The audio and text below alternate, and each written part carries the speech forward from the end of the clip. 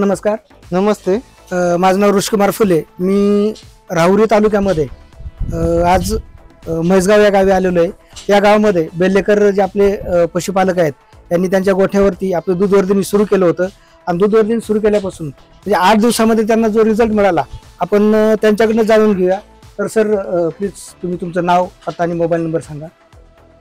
माझे नाव शरद बाजीराव बेलकर, मुक्काम पोस्ट म्हैसगाव, तालुका राहुरी, जिल्हा अहमदनगर.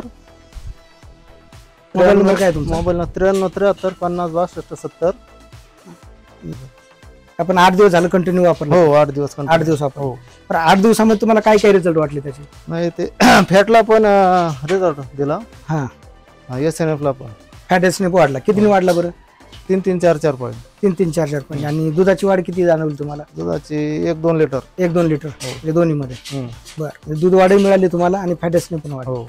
त्याच्यामुळे काय होतं की आपण जो जनावरला आपला पूरक आहार देतोय, ते दूध वर्धिनी देतोय, त्याचे पैसे फॅट एसनेप आणि दुधातूनच कव्हर झाले. हो. बरोबर.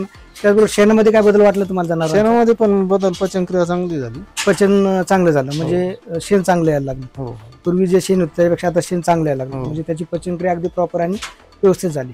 तर तुम्हाला जे रिझल्ट मिळाले, पचनाचे मिळाले, दूधवाढीचे आणि फॅट एसनेप हो. असे 3 रिझल्ट मिळाले.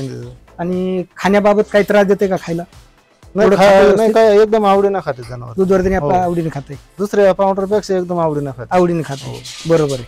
आणि आता तुम्ही बाकी शेतकऱ्यांना काय सांगता? त्यांनी वापरलं पाहिजे का नाही वापरलं? नाही, वापरलं पाहिजे. बरोबर, म्हणजे फायदा आहे, मग त्यांनी पण वापरलं. हो.